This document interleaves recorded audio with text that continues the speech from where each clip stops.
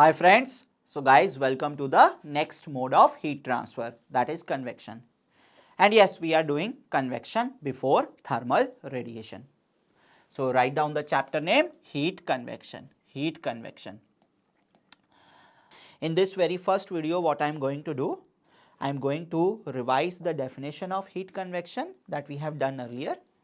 In the introduction chapter, the definition was quite simple, and then we will talk about something called as thermal boundary layer. Once you understand thermal boundary layer, it would be easy for us to write down a mathematical definition of heat convection coefficient and Nusselt's number. So this is the agenda of the discussion for now, and then in the next video we will have some practice questions also. So let's start. Let's start with the definition of heat convection first. Definition of heat convection. Definition.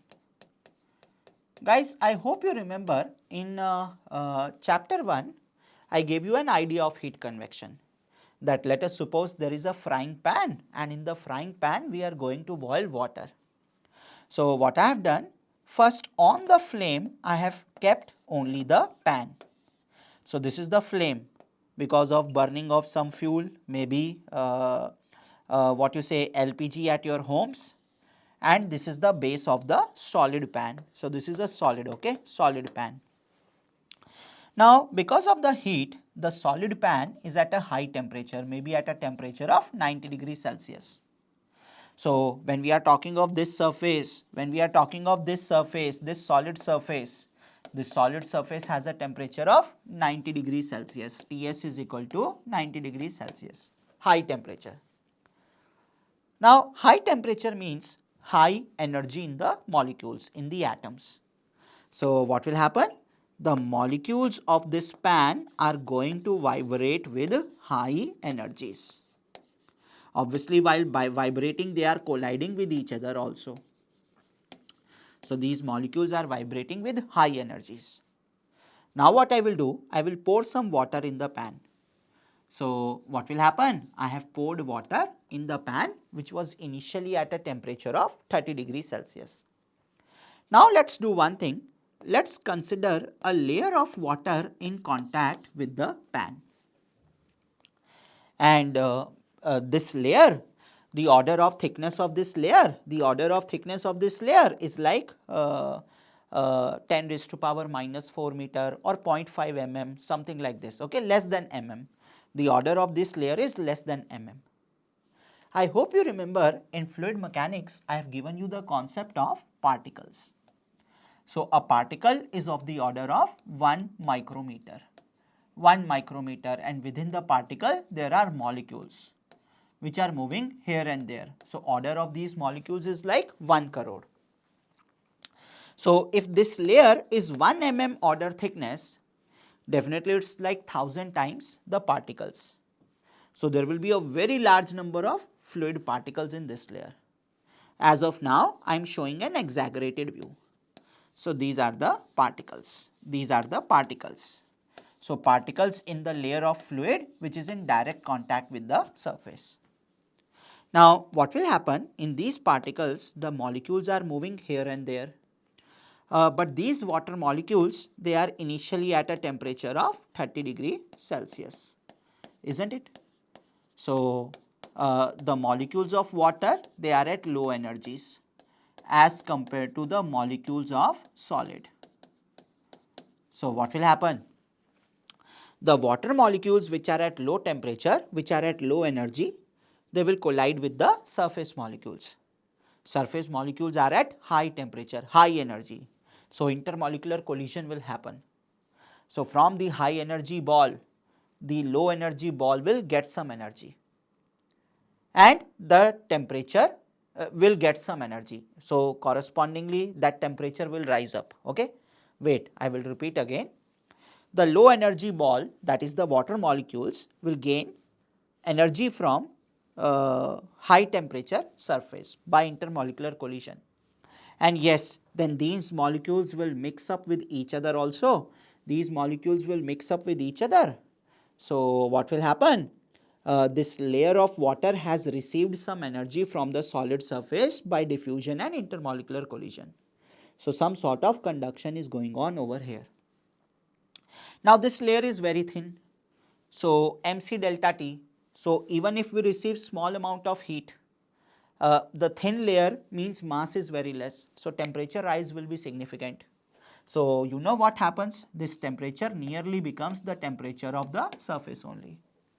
So in this layer of water, the temperature is same as the surface temperature.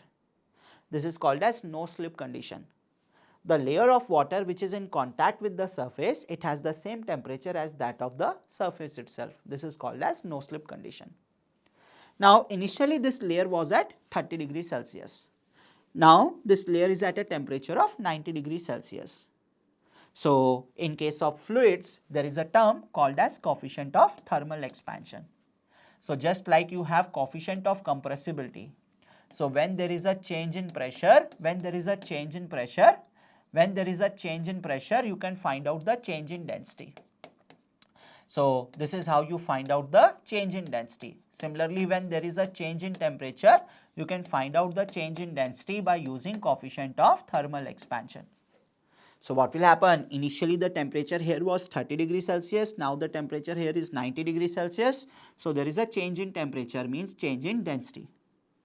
So, and yes, there is a minus sign also over here. There is a minus sign over here because when the temperature will increase, density will decrease. So this fluid which is at 90 degrees Celsius will be at a lower density fluid. This will be having low density as compared to the fluid at 30 degrees Celsius. So what will happen? Here you have high density fluid, here you have high density fluid, here you have low density fluid. So I think what will happen, because of the density difference, a fluid motion will come into picture. So low density fluid will start moving up, low density fluid which is hot fluid will start moving up, and high density fluid will start moving down. Now this fluid, it had gained some energy from the surface and now it is moving away. So that energy is also moving away. So that energy is moving from high temperature zone to low temperature zone. So because of the motion of the fluid, there is some transfer of heat from high temperature to low temperature. Moreover, when the hot fluid is going up and cold fluid is coming down, so hot molecules, cold molecules, they will collide with each other. The molecules will diffuse. So further conduction will happen. So this entire heat transfer process is happening in 3 steps. First of all, in the layer which is in contact with the surface, there is diffusion and intermolecular collision. Then the fluid is moving away as energy carrier, and while it is moving away, actually hot and cold fluid are mixing up, which is further enhancing the heat transfer, heat diffusion. So that is further conduction.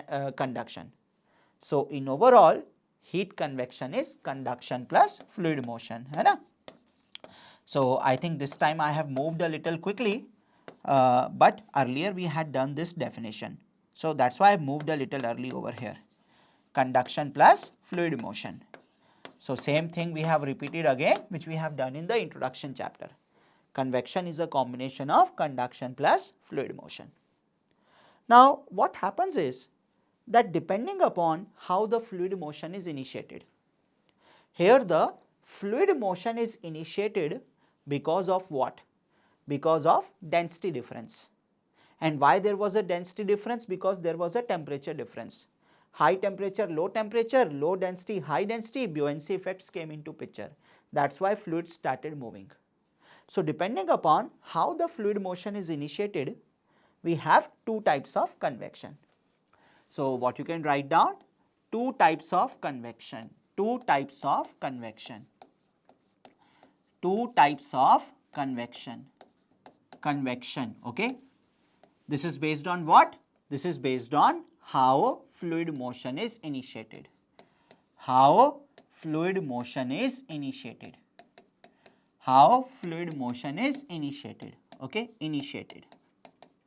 So what you say? First of all, there is a natural convection, also called as free convection. Natural convection, also called as free convection.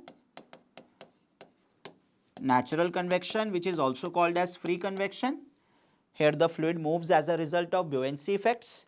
Those buoyancy effects are a result of density difference. So check density difference between 2 points. Density difference between 2 points. So that will be called as density gradient. And why do we have this density gradient? Because of temperature gradient. So you will say the fluid motion is a result of buoyancy effects caused by density gradient, which is caused by temperature gradient. So in rough only you can show how the fluid is moving. The fluid is moving because of buoyancy. Why there is a buoyancy? Because there is a density gradient. And why there is a density gradient? Because there is a temperature gradient. Sir, what is y direction? Y is the direction perpendicular to the surface, is the upward direction, okay. Then second, so the fluid motion is initiated because of fan, blower, compressor. So we call it as forced convection.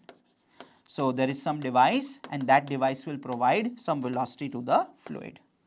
So driven by, so forced convection means fluid flow is a result of, it is driven by pump, blower, fan, compressor, etc. Pump, fan, etc. Pump, fan, etc. Okay. Now, whatever is the mechanism, whether it is natural convection or it is forced convection, we always write the heat transfer rate between the solid surface and the fluid by Newton's law of cooling. So there is a surface which is at temperature Ts and there is a fluid which is at temperature Tf. You will learn today only that why this fluid temperature is also called as T infinite. So what we do, we write down the heat transfer rate between the two with help of Newton's recommend law of cooling. So Newton's recommend law of cooling says that first of all, the heat convection rate will be proportional to the surface area which is exposed to the fluid. It will be proportional to temperature difference and it will be based on any property which is going to affect fluid motion and conduction. See, heat convection is a combination of conduction and fluid motion. So any property which will affect fluid motion and conduction in fluid, that will affect convection. Any property that will affect fluid motion and heat conduction in fluid, that will affect heat convection. So what we have found, what we know, that when we are talking of free convection,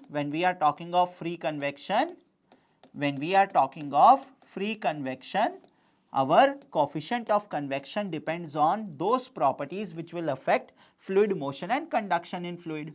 So density, specific heat, viscosity, thermal conductivity, and G, coefficient of thermal expansion, temperature difference, and characteristic length of the system.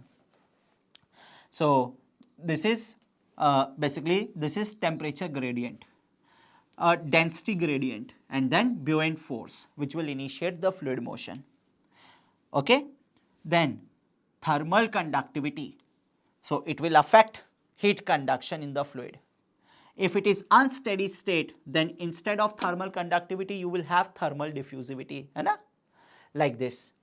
Also, not necessarily only in unsteady state, even in steady state, density will be important. Density and viscosity, they will decide inertia also. And specific heat decides the change in temperature when there is a gain of heat, है ना? So all these properties are important. Now, what will happen? And by the way, what I am going to do when I am going to write down the energy conservation equation, you will actually see that all these terms are important. After this topic, when the next topic will come, we are going to talk about conservation principles. You will see that these terms are important. Then we have forced convection. So majorly we are going to focus on forced convection because in last 25 years, only 2 questions have come from natural convection. So we will majorly focus on forced convection. So in forced convection, H is a function of density, specific heat, viscosity, thermal conductivity, velocity provided by the device, and characteristic length. Okay, so this is how you write down coefficient of convection. And yes, we can see that in natural convection, H is a function of 8 variables, 8 terms, 8 parameters. and in forced convection H is a combination of 6 parameters, and this combination is very complicated, different for every situation. If there is a vertical plate and heat convection is going on with fluid, there is a horizontal plate, heat convection is going on with fluid, H will be a different function. Okay? So, with every situation H is going to be different. So, depending upon what is the shape and size of the surface, how it is oriented, what is the type of flow, what is the type of fluid, everything is going to affect coefficient of convection. It is a very complicated value, very complicated term. Now, one thing is for sure that convection means conduction plus fluid motion. So, if there is no fluid motion, then heat transfer is only conduction and not convection. Okay? Convection is conduction plus fluid motion. So, in order to understand convection properly, you need to understand fluid motion first. That is why I am going to revise a little a topic of fluid mechanics, that is boundary layer. And from that boundary layer, we will also write down the concept of thermal boundary layer. So, just give me a moment, I will have some water and we will start. So, what we will do? We will revise some concepts of fluid motion and then we will see the concept of thermal boundary layer. So, guys, first of all, let us quickly revise a concept from fluid mechanics. That is your velocity boundary layer. Which concept? Velocity boundary layer. So, what we have? We have a solid surface. Okay. This is a solid surface. I hope you remember initially I had drawn a 3D figure and then I came to a 2D figure. So, that is the figure. So, we have a solid surface and a fluid is approaching the surface towards the right. So, what we will do? We will put a coordinate system at the leading edge. So, this is going to be your x direction, this will be your y direction, right? And what we have, if we take a section which is before the plate, if we take a section which is before the surface, at this section the fluid velocity is uniform. So, at any point of the section the fluid velocity was the same. So, this velocity we were calling as u naught. I hope you remember this, u naught. And what you guys told me that let us call this value to be 10 units. So, what I will do, if I consider the first and second particle, so initially between them there is no relative motion. So, there is no continuous deformation in the fluid. So, there will be no shear stress over here. Similarly, second and third particle, no relative motion between them, no continuous deformation of fluid. So, no shear stress. So, these particles are moving without any shear stress, right? So, when the particles are moving without any shear stress, when the particles are moving without any friction, I think what will happen? The particles will reach over here without any loss of velocity. So, till the time particles reach here, they are not undergoing any decrease in velocity. So, like this the particles have velocity, right? Now, as soon as these particles move ahead, the very first particle is going to come in contact with the solid surface. So, what will happen to that particle? That particle will immediately lose velocity. So, velocity of that particle will become 0. So, what I have written here? 0. I have written Eulerian approach. At this point the velocity value is 0. Similarly, at all these points the velocity value is 0 because of no slip condition. Now, check. Initially, first and second particle, both of them have same velocity. So, no relative motion between them, no shear stress. So, second particle will move ahead without any loss of velocity.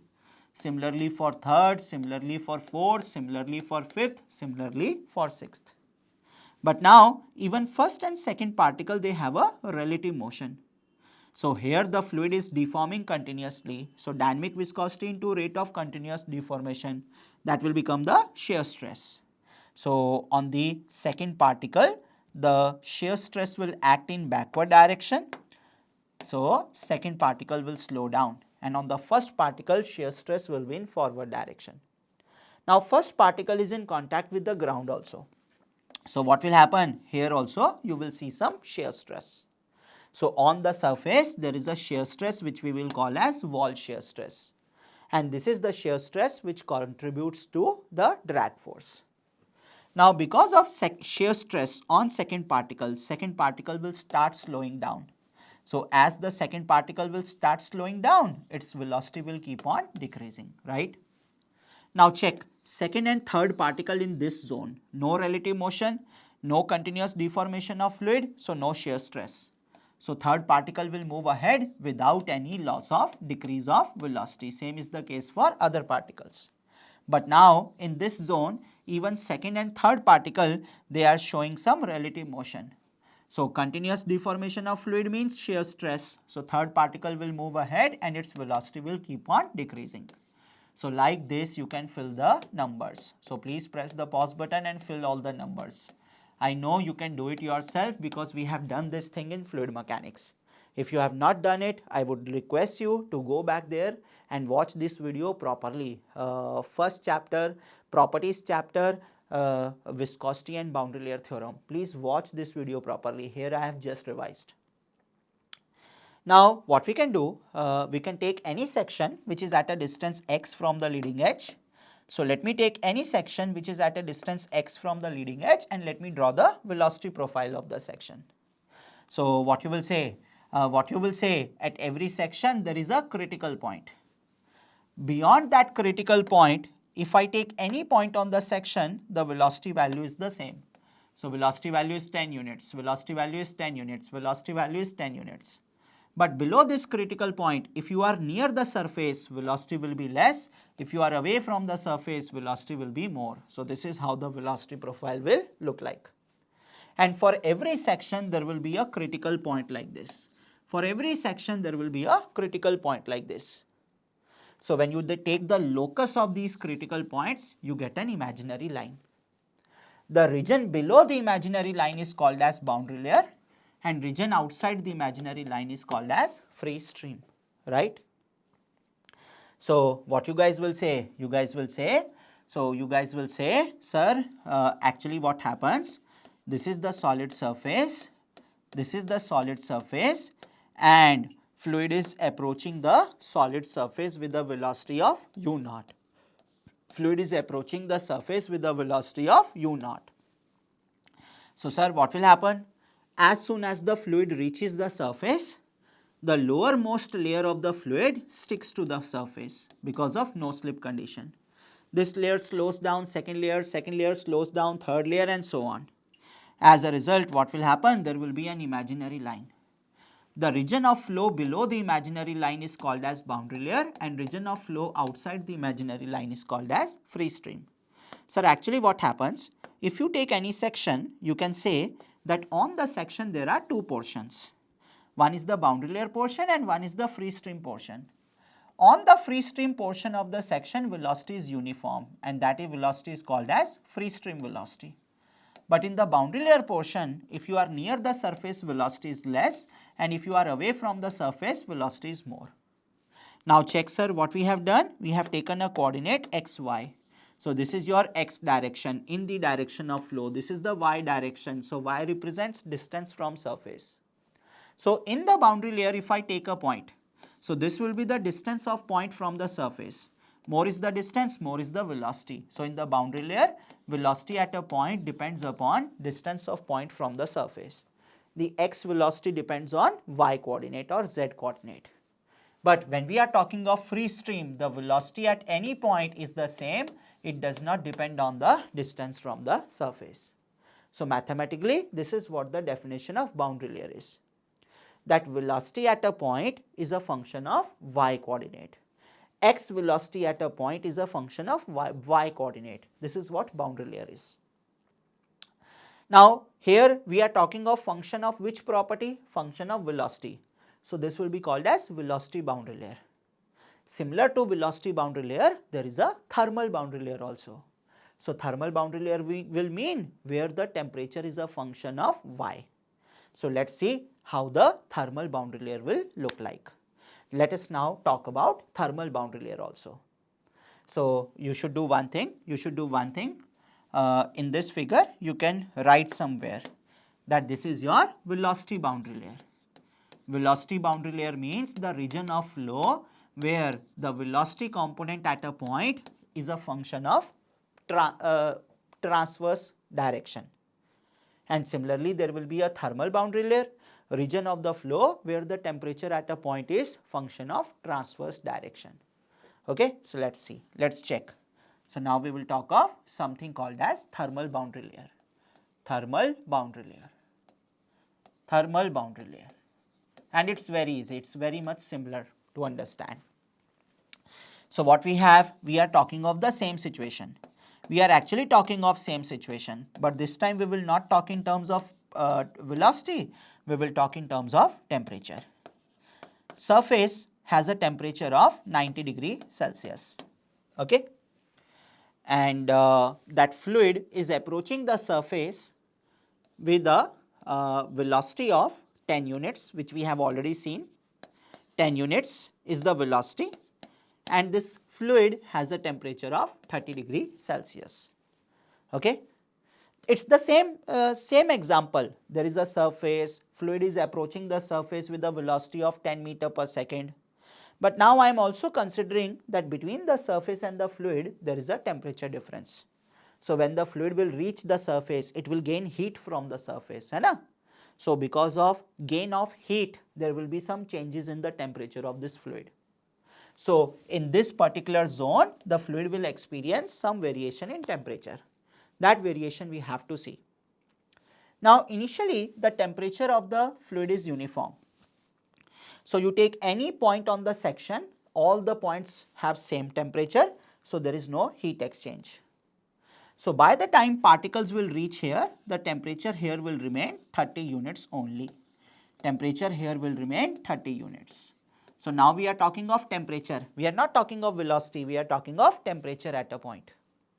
Now note, as soon as the bottommost particle will move ahead, or basically the bottommost layer will move ahead, it will immediately come in contact with the solid surface.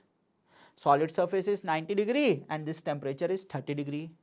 So there will be a transfer of heat by conduction, isn't it? So check what will happen. Now this layer is very thin. So even if this layer is very thin, so mass of this layer is very small. So when it will gain heat, it will experience maximum rise in temperature. So what will happen? Here the temperature will be 90 degrees Celsius. And actually on all these points in the fluid, the temperature is going to be 90 degrees Celsius. Idea is very simple. When the fluid will reach the surface, the layer of fluid which is in contact with the surface, it will gain heat from the surface. But this layer is going to be very thin. So when it will gain heat, this fluid will experience maximum rise in temperature and the temperature of this layer will become same as the surface temperature. This is called as no slip condition of thermal boundary layer. Just like velocity here is 0. So if the surface is at rest, this fluid layer is also at rest. No slip condition. Similarly, whatever is the temperature of the surface, same is the temperature of this layer. So you can call it as thermal no slip condition. What you can call it? Thermal no slip condition. Thermal no slip condition. Okay. Thermal no slip condition. Now check please. Check in this particular zone before the fluid reaches the surface. First particle, second particle, is there any temperature difference? No. Will there be any heat transfer? No. Second particle, third particle, no temperature difference, no heat transfer. Third particle, fourth particle, no temperature difference, no heat transfer. So remaining particles are moving without any exchange of heat. So remaining particles will move ahead without experiencing any change in temperature. But I hope you realize now first and second particle, they have a temperature difference. So there will be a heat flux. So as soon as second particle will gain heat, temperature will rise up. Now when the second particle will move ahead, its temperature will become 40 because it has gained some heat. So as it is moving ahead, because of the temperature difference, it is continuously gaining some heat. It is continuously gaining some heat. Okay. So maybe this temperature value, is what? 40. Okay. Let me write these values 40, 50, 60, so on. Okay. Now check in this zone, second and third particle, no temperature difference, no heat transfer. So remaining particles will move ahead without any change in temperature. But now even second and third particle, they have a temperature gradient. So third particle will also start gaining heat. So when it will move ahead, its temperature will rise.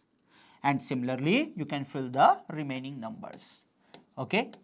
So this is how the temperature values will look like at different points. Now check, just like velocity boundary layer, you have a thermal boundary layer also. Sir, how we have a thermal boundary layer? You take any point which is at a distance, any section which is at a distance x from the leading edge, and do one thing, check the temperature values at the points of this section. I hope you can realize there is a critical point. Beyond this critical point, everywhere the temperature is same.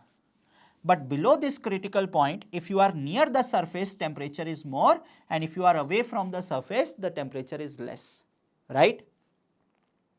So what I can say that this is the critical point. If I take any point beyond it, whatever is the distance of the point from the ground does not matter, temperature is same everywhere. But when I consider here, when I consider this region, those points which are near the surface, temperature will be more, and those points which are away from the surface, temperature will be less. So temperature at a point depends on the distance of point from the surface. So this region where the temperature at a point depends upon distance of point from the surface, this is called as your thermal boundary layer, and the other region is called as thermal free stream.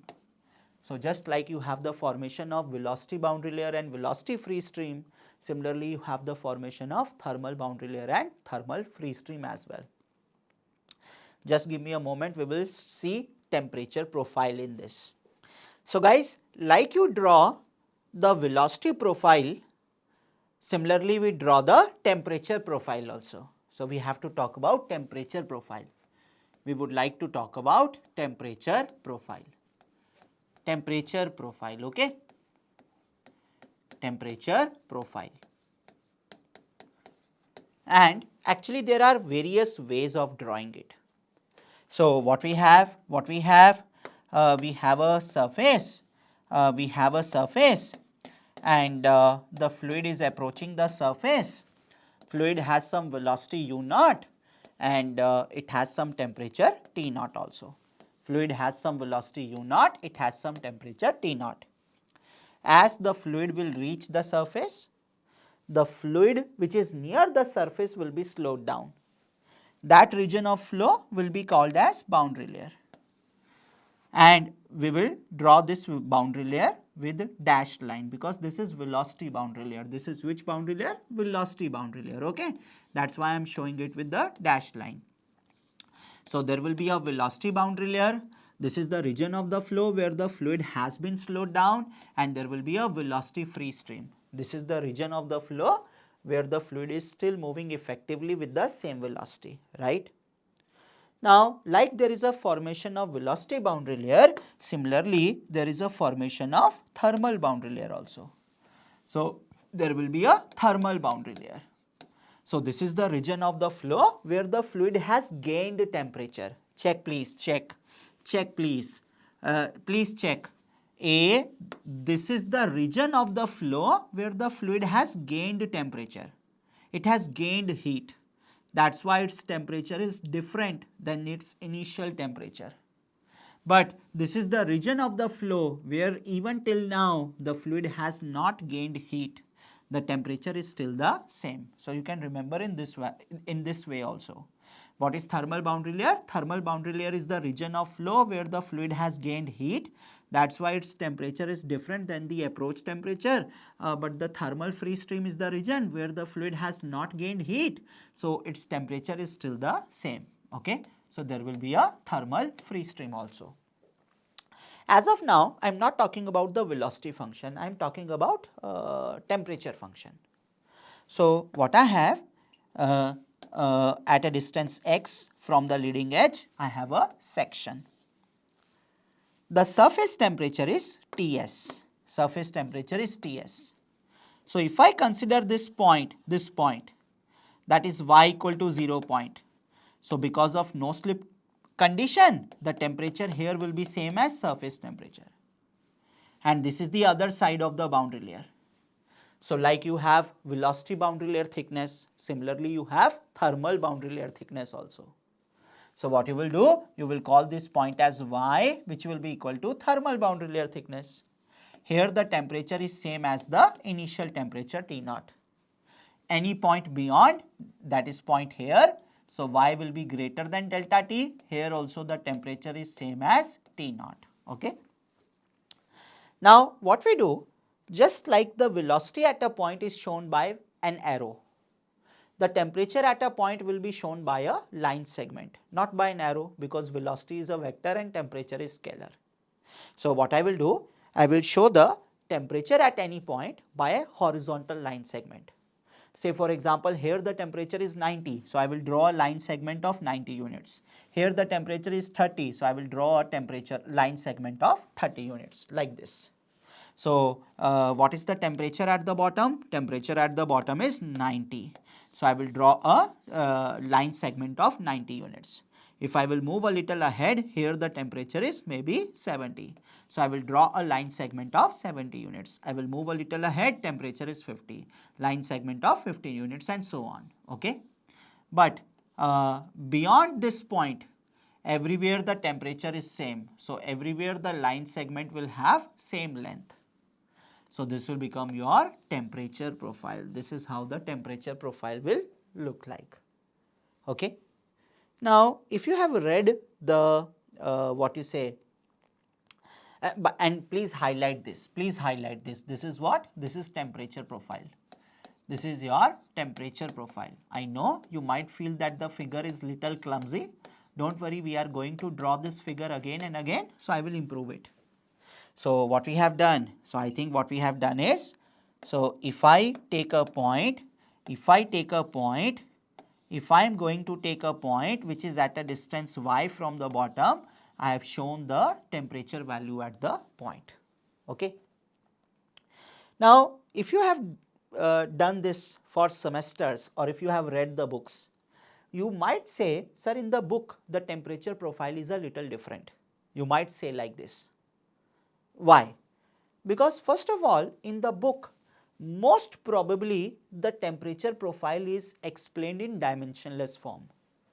And secondly, I have taken a case where the fluid was cold and the surface was hot. It is possible that the surface is cold and fluid is hot. Okay. See, the figure which I have drawn might be different from the figure in the book because of two reasons. First one, I have shown you the temperature profile where I was writing down the actual temperature at a point. They might have shown you the dimensionless temperature profile. And second reason can be that instead of taking a cold fluid, their fluid was hotter than the surface. So instead of fluid gaining heat from the surface, the fluid is losing heat to the surface. So multiple possibilities are there. Okay. So first of all, please note down. You can do like this. You can do like this. You can mark this point as a topic only. You can write various ways of plotting temperature profile. Various ways of plotting temperature profile. Okay. Various ways of plotting temperature profile. And what we are doing, we are discussing that case where the surface temperature is greater than fluid temperature. We are discussing that case. Now first way is to write down the actual temperature at a point. So what happened? There was a solid surface. So this thing though we have already done. So there was a solid surface which is at rest and the surface has a temperature Ts. What we have a fluid which is approaching the surface. So fluid which is approaching the surface has a velocity u0 and temperature T0. there will be a formation of velocity boundary layer as well as thermal boundary layer. I am not interested in velocity boundary layer, I am only showing thermal boundary layer. So, this will be your thermal boundary layer region, this will be your thermal free stream region. Again what you will say? You will say at a distance x, if I take a section, this is how the section will look like. The bottommost point is y equal to 0, and the temperature is same as surface temperature because of no slip condition. The other point, that is the point on other side of boundary layer. So, it is at a distance of boundary layer thickness.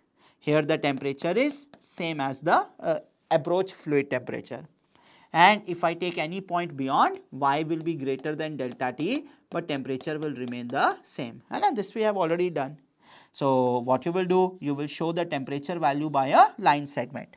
Line segment will be horizontal and the length of line segment will be same as the value of temperature. So, this is how the temperature profile will look like. This case though we have already done.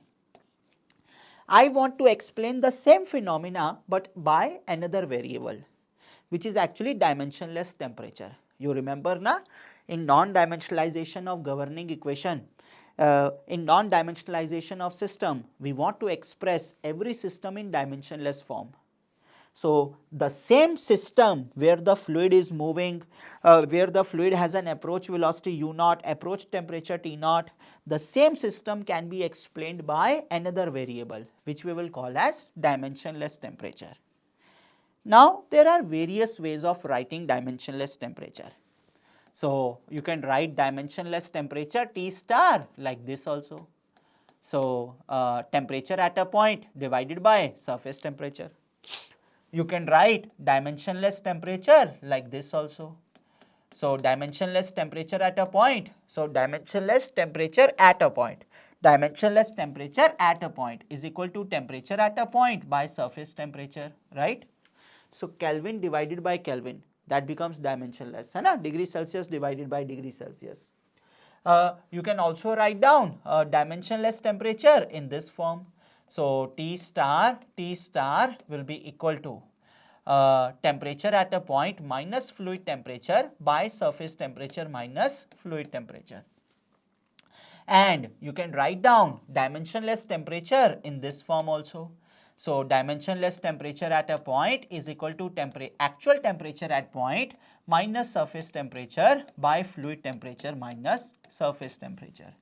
These two are more preferred forms of dimensionless temperature. Actually, these two are more preferred forms of dimensionless temperature. Can anyone tell me why? Can anyone tell me why? Sir, because when we are talking of these forms, here in these forms it would matter that whether you are taking the temperature in degree Celsius or temperature in Kelvin. Here it will matter, here the value will matter whether this temperature is in degree Celsius or in Kelvin. But here it will not matter whether you take the temperature values in degree Celsius or you take the temperature values in Kelvin, you will always get the same answer. Why? Because this is a temperature difference. Temperature difference in degree Celsius or Kelvin has the same numerical value. Temperature difference in a degree Celsius or Kelvin has the same numerical value. So, this dimensionless form of temperature is actually independent of the units of temperature. This dimensionless form of temperature is independent of units of temperature. All these values you can write in Kelvin also, all these values you can write in degree Celsius also. Same thing is applicable here as well, okay. So, let us move back. So, let us draw all the dimensionless forms of temperature. So, this is the first one, first dimensionless form of temperature. So, check guys what will happen. This is the solid surface, this is the solid surface, right, solid surface. Fluid is approaching the solid surface with a velocity of u naught and temperature of T naught. There will be a formation of boundary layer. Boundary layer is the region of the flow, where fluid has gained heat. So, its temperature is higher than the approach temperature. But free stream is the region of the flow where there is no heat propagation till now. So, temperature is same as the initial temperature. So, what I can do, I can take a section at a distance x from the leading edge and draw the section over here. Now at this particular point y is equal to 0, the temperature is same as surface temperature because of no slip condition. Now for this point I will write dimensionless temperature. How do you write dimensionless temperature at a point? You divide the temperature at the point with the surface temperature. So I will write down the dimensionless temperature over here. I think that will become 1. So when I am showing the dimensionless temperature, I can make a line segment whose value is 1 unit. I can make a line segment whose value is 1 unit, right? Now check the other point. So at the other point, y value is equal to delta T, same as the thickness of boundary layer. Here the temperature is, here the actual temperature is T naught, same as the approach temperature. So when I am going to write down the dimensionless temperature of this point, it will be T naught by Ts. So T naught is less than Ts, T naught is less than Ts. So what will happen? This value will be less than 1. So you will draw a line segment less than 1. And I think everywhere here you will get the same line segment. So this is how the shape of temperature profile will look like. Okay, shape of temperature profile will look like. In the first drawing this was equal to Ts, but in dimensionless form this is equal to 1. Okay. Now one more thing guys, please let me check whether I have written here. This I have written correctly. So Ts is surface temperature and T naught is fluid temperature. Don't worry, I will tell you why we call it as T infinite. Why the fluid temperature we call it as T infinite, I will tell you, and I think you are already aware of the reason now. I would like to draw the third one also, and I think it would be better if I do it on the other slide, hai na? So just hold on, I will change some slides over here. Just hold on guys, I will change some slides over here. So we have to draw the third profile where we are writing dimensionless temperature by dividing the temperature at a point with fluid temperature. In the first case, we were writing down the dimensionless temperature by dividing with surface temperature. It is our choice. We can even take fluid temperature as the scaling parameter. Okay. So let's do it. So that is your third way of drawing the temperature profile. So this is the third way of drawing temperature profile. So what we have the surface. Again we have the surface, the fluid is approaching the surface, there will be a formation of thermal boundary layer, and we know the temperature values, So this is your section, this is the section at a distance x, here the temperature value is Ts, here the temperature value is T naught, here the temperature value is T naught. So when I am going to write down T star, so T star will be equal to Ts by Tf, T naught, which will be slightly greater than 1. Here T star will be equal to, here T star will be equal to 1, and outside also T star will be equal to 1. So better to write down these values on the left hand side, otherwise it will clash with my finger. So I am writing these values on left hand side. Okay. So at the bottommost point, the temperature value is T naught, and T star Ts, and T star value is Ts by Tf, which is slightly greater than 1, okay. This line segment is greater than 1. Here the temperature value is T naught, so T star value will be T naught by T naught, that is 1, and same will be beyond. So here this is how the temperature profile will look like. This is when we are writing the temperature at a point in dimensionless form. How? By dividing it with approach fluid temperature. Let's show the other velocity profiles as well. Let us show the other velocity profiles as well, which are more important for us. So check what is going to happen. So what will happen? Here is the surface. This is the surface, okay? Surface. And fluid is approaching the surface. Fluid is approaching the surface, okay, like this, and there will be a formation of boundary layer. So there will be a thermal boundary layer and thermal free stream region. Let us take a section. At the bottom point of the section, the temperature will be same as surface temperature. So when I will write down the T star value, so check, surface temperature minus fluid temperature by surface temperature minus fluid temperature, I think that will become 1. and at this point the temperature is T naught, or fluid temperature, basically fluid temperature. Okay, this is fluid temperature only. Our fluid temperature is T naught.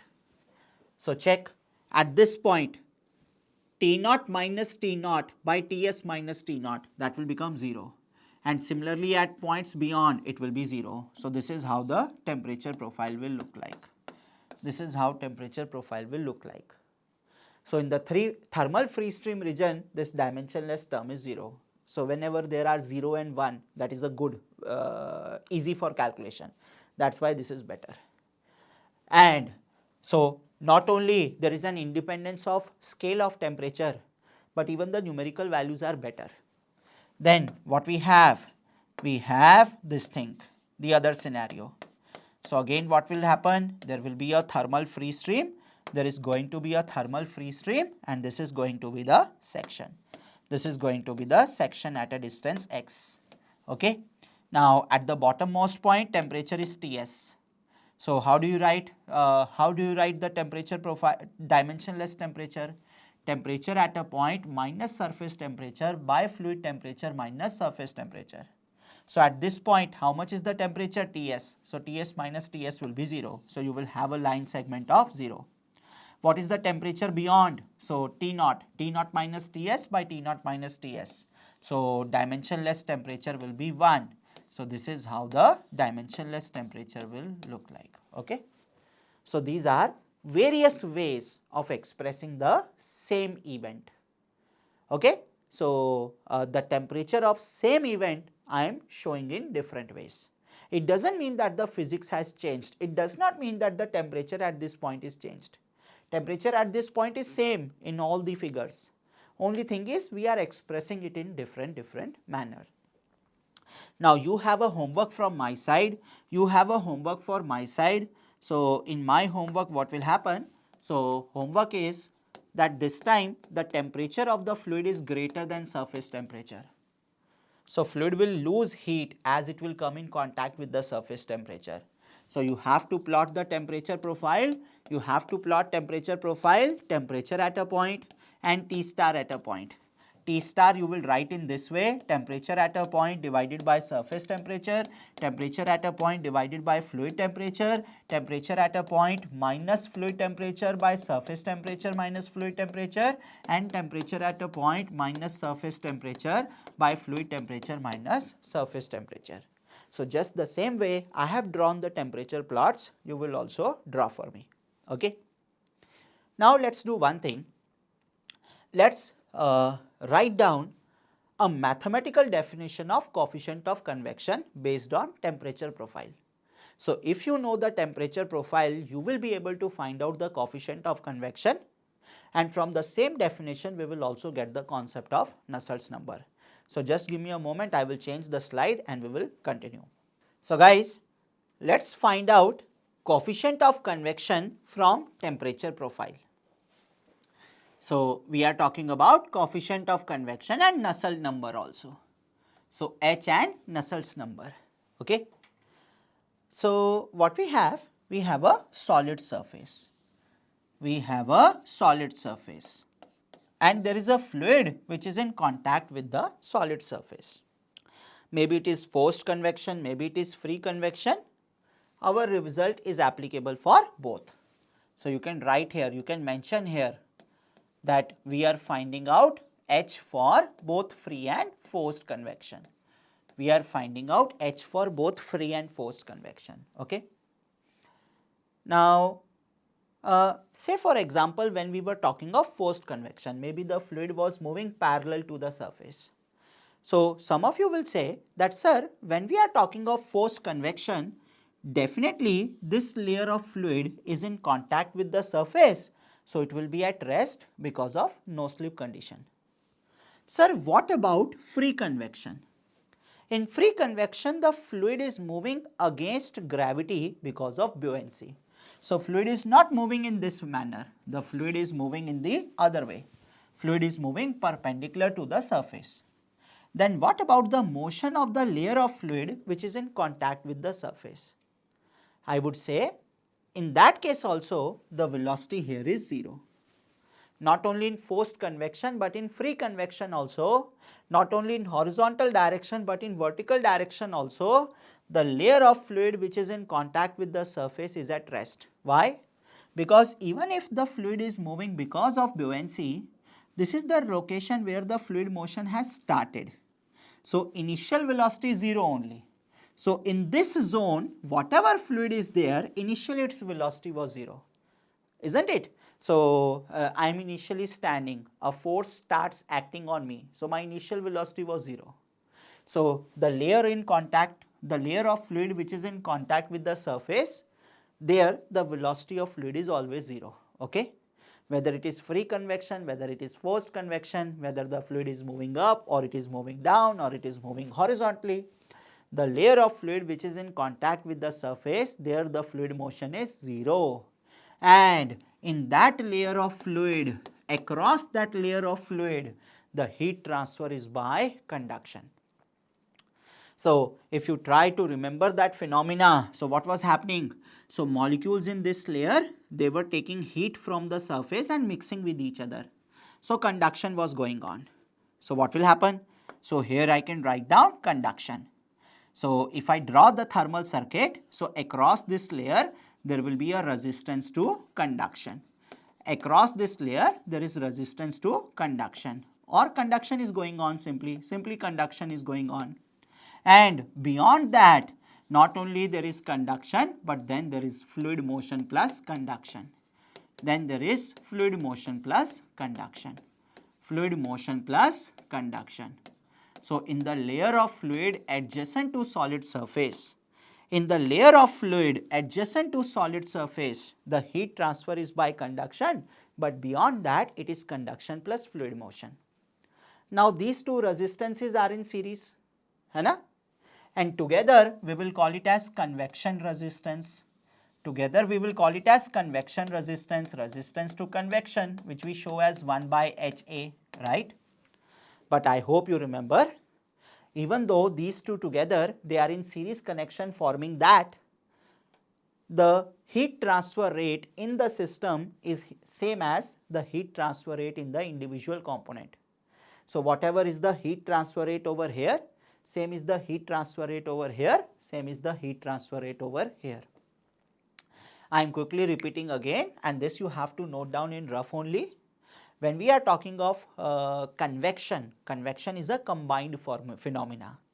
First of all, what happens? The layer of fluid which is in direct contact with the surface, it is at rest. Within this layer, the fluid molecules can move here and there, mix with each other. But overall, this layer will remain at rest, that is the particles will remain at rest. So in this layer, whatever heat transfer is going on, that is by conduction. Now beyond that, it will be fluid motion plus conduction. So here initially there will be a resistance to conduction and then resistance to fluid motion plus conduction. So these two resistances are in series, and this combined phenomena we call it as convection. So that is the equivalent resistance. Now in a series connection, whatever is the heat transfer rate in a single component, same is the heat transfer rate for the system also. So what you will say, how I am going to write down the heat flux of this conduction? So I think I will say minus K del T by del Y, isn't it? This is how you write down the heat flux by conduction. Conduction where? Conduction in the fluid layer adjacent to solid. So this is very important to write down. This is very important to write down. So I can say minus K del T by del Y. So this is what? Conduction in layer, conduction in fluid layer, conduction in fluid layer adjacent to solid, conduction in fluid layer adjacent to solid surface, adjacent to solid surface. And heat flux in one component is same as the heat flux in equivalent system. So this will be equal to H into Ts minus Tf. H into Ts minus Tf or T naught, whatever you want to write down. Okay, because heat convection, Newton's law of cooling is based on surface temperature minus free stream temperature. Tf is the free stream temperature. So you can write it as T naught, or you can write it as Tf, or you can write it as T infinite, whatever you like. What is this? This is free stream temperature. This is free stream temperature. Free stream temperature, okay, whatever you like. Now check please. Based on this, what I can do, I can write down the coefficient of convection. So what will be the coefficient of convection? So your coefficient of convection will be minus K del T by del Y upon Ts minus Tf. Now here there is a catch. That layer of fluid which is in contact with the surface, this is very thin layer. So you have to add a subscript over here, that is y equal to 0. Why we have added this subscript? So we are telling that we are talking of that layer, very thin layer, which is in contact with the surface. So this is the temperature gradient del T by del Y at y equal to 0. Temperature gradient del T by del Y at y equal to 0. And we are talking of conduction in fluid layer. So this is the thermal conductivity of fluid, not the thermal conductivity of surface. This is also important to remember when we are talking of K na. K is the thermal conductivity of fluid. Thermal conductivity of fluid. K is thermal conductivity of fluid. Okay, not the thermal conductivity of surface. Now check, please check. So what will happen? If you know the temperature profile in the fluid, you will be able to find out this temperature gradient, and therefore you will be able to find out the coefficient of convection also. So this formula is very important, and believe me, in convection, two questions are very common. One is the question of Prandtl number, and other is the question of coefficient of convection from temperature profile. So temperature profile will be given to you, and you have to find out the coefficient of convection. This we will see in the next class in form of practice questions. Okay. Now guys, please note one thing. I'll do a little modification in this formula. I will bring this K over here, okay. So what will happen? This will be written as H by K. And let's keep that minus sign inside the denominator. So here you will have del T by del Y at y equal to 0 upon Tf minus Ts, right. Every system has a characteristic length.